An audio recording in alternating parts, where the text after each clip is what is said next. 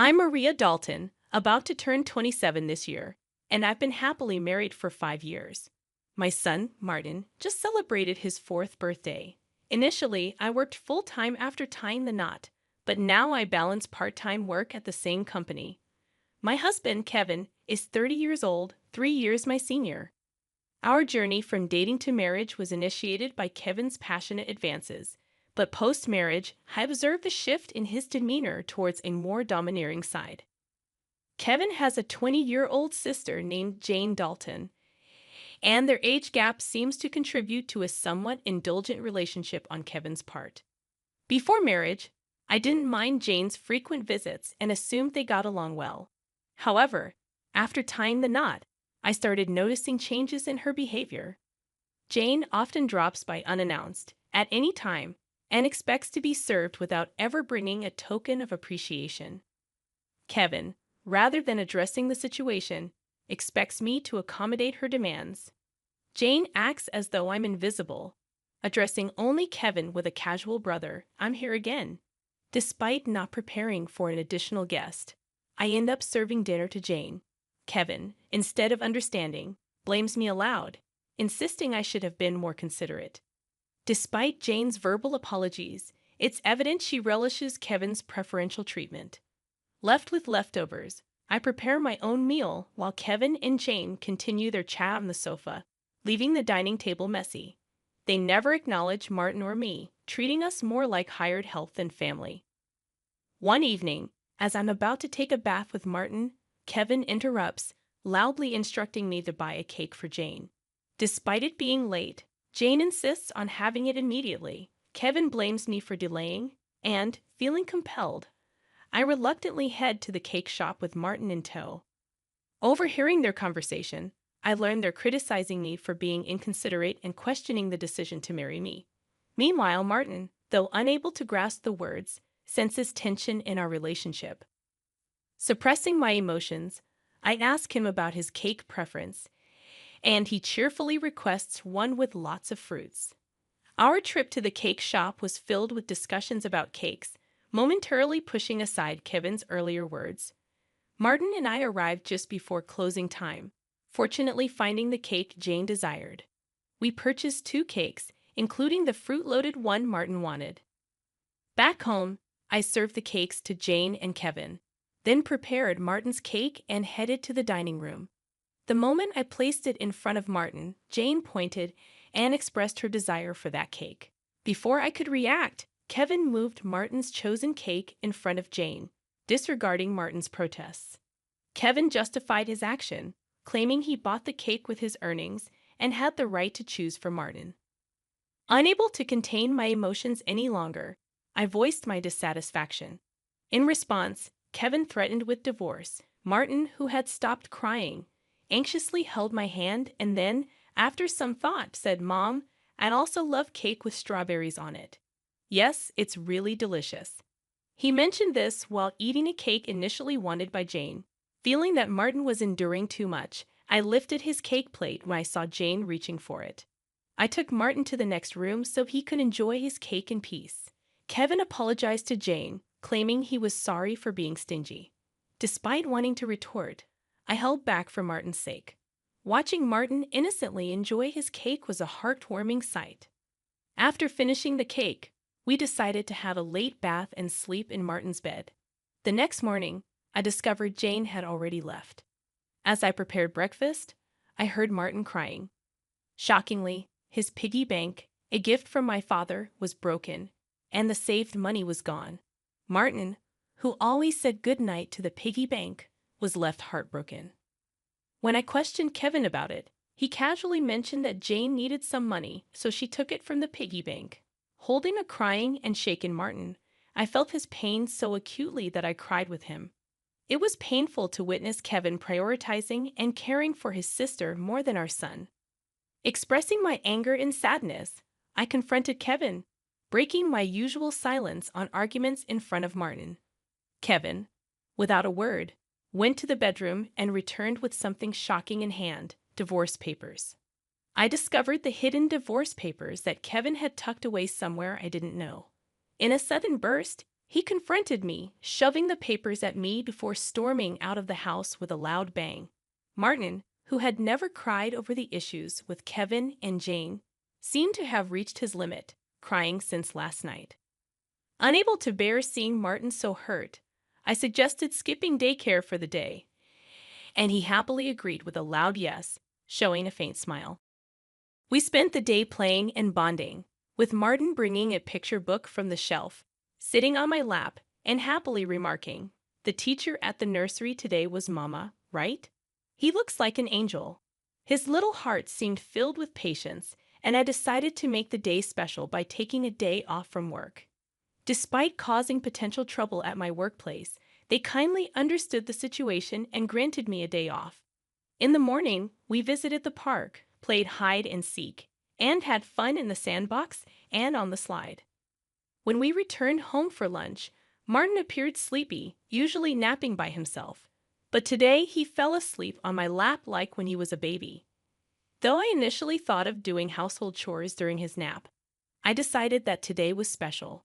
Instead, I allowed myself to be healed by his peaceful sleeping face and gentle breathing.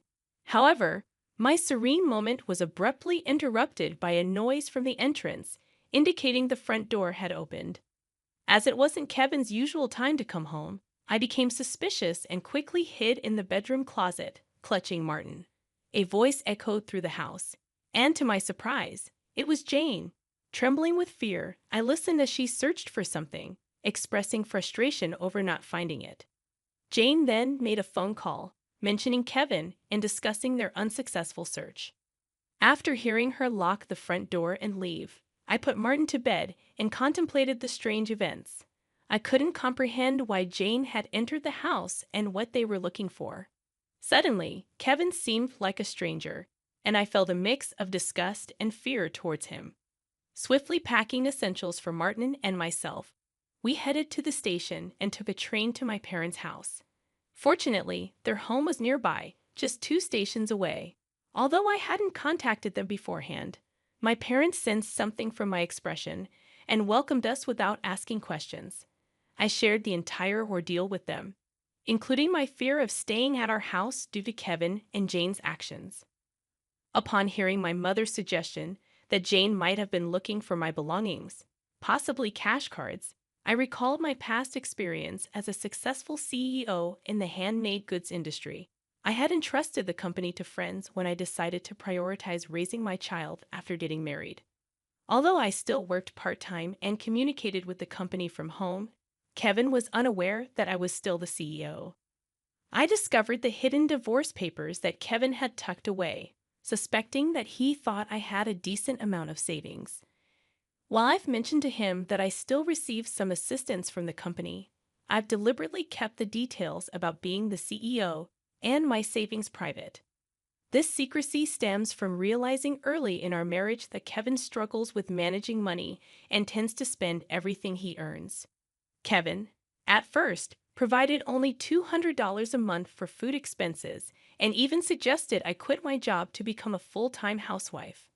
However, with the financial strain of raising Martin and only $200 for food, I never agreed to be a full-time housewife. Eventually, he reluctantly allowed me to work part-time, and to ensure I wouldn't consider divorce, he had me sign a post-marital property waiver through a lawyer. Since Martin's birth, I used my savings for his nursery fees and clothes, as I've only received $200 for food. I've never asked Kevin for additional funds beyond the food budget, leading him to believe I have savings. Considering Jane's apparent need for money and Kevin's perception of my financial situation, they might be searching for my cash cards. I have a separate savings account dedicated to Martin, with a portion of my salary directly deposited into it each month. Despite their search, they won't find the cash cards, as I always carry my valuables. However, there's still an unsettling issue. Jane might be entering our house even when we're not there, and Kevin may be allowing it. Following my father's advice, I decided to store my valuables, including the cash cards, in my parents' safe.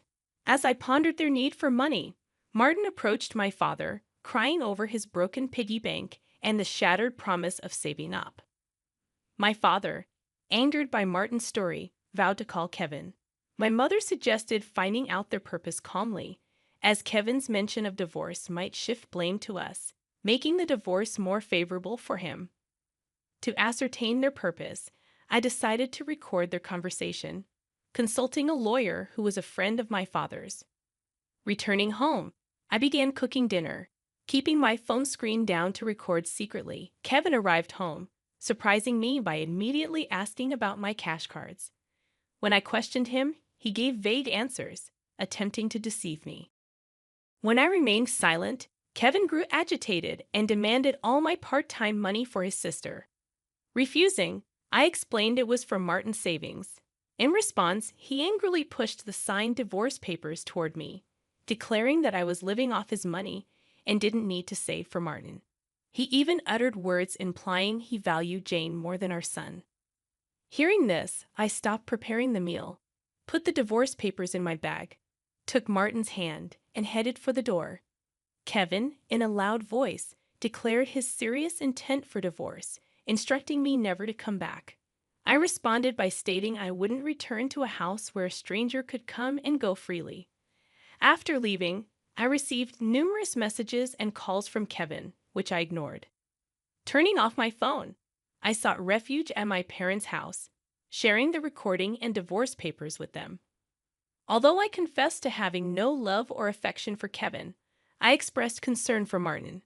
My parents advised me to do as I pleased, acknowledging the potential emotional impact on Martin if a divorce were to occur. While grappling with the decision to divorce Kevin, Martin expressed his hunger. My mother, seeing my distress, kindly made him hamburgers, his favorite dish. Overwhelmed with emotions, tears welled up in my eyes as my mother told Martin with a warm smile that she prepared the hamburgers so that he and I could visit whenever we wanted. Taking a bite, Martin exclaimed with joy, praising Grandma's hamburgers and expressing a desire to eat them every day. I responded, saying it's because the hamburger contains the love I have for him, and he, in a touching gesture, took a big bite and offered it to me. Moved by Martin's kindness, my tears couldn't be held back, and even though I tried to stop them, they persisted. My father, noticing Martin's concern, reassured him that my tears were of happiness, not sadness. Hearing this, Martin, in a moment of understanding, hugged me, and my father's eyes turned bright red. Realizing the blessing of being with family, I remarked to Martin that family is precious. Surprised, he questioned if Dad had mentioned that only Jane was family. My father gently confirmed it, but then asked Martin if he wanted to live with them as family. With a laugh, Martin happily agreed, making everyone smile naturally. Despite contemplating divorce, the meal felt so happy that I finally decided to part ways with Kevin. I planned to inform Martin about it, and even though discussing it weighed heavily on my heart, Martin seemed to grasp the situation. Happily, he expressed the desire to live as a family, embracing the pet dog and calling him his younger brother despite the dog being older. Preparations for the divorce began, starting with contacting a lawyer who was a friend of my father. The next day, we formalized the contract, and my father and Martin shared comforting laughter while I laid in bed, reminiscing about my childhood. The following day, upon checking my smartphone, I found over 200 calls and messages from Kevin, showcasing his emotional instability. Exhausted, I turned off my phone, and with the lawyer's assistance, we explained the situation to my parents. Jane had accumulated significant debt from a casino and shopping addiction, and Kevin acted as her guarantor, planning to use my savings. The lawyer confirmed that the divorce papers had already been submitted, and Kevin sobbed upon realizing it was finalized. Despite expecting disagreements about child support, he signed a pledge to pay $340 to Martin every month. In a subsequent call from Kevin, his tone lacked aggression, and he calmly admitted to financial manipulation and explained his complex feelings toward Jane. I firmly asserted my decision not to reconsider and heard his faint sobbing before he wished me happiness and hung up. Remaining strong until the end, I discussed future plans with my parents and decided to stay with them until Martin grows up. I resumed my role as a company president and later learned that Kevin and Jane had informed their parents about the divorce and debt, resulting in dissownment. Today, I find happiness being with my family.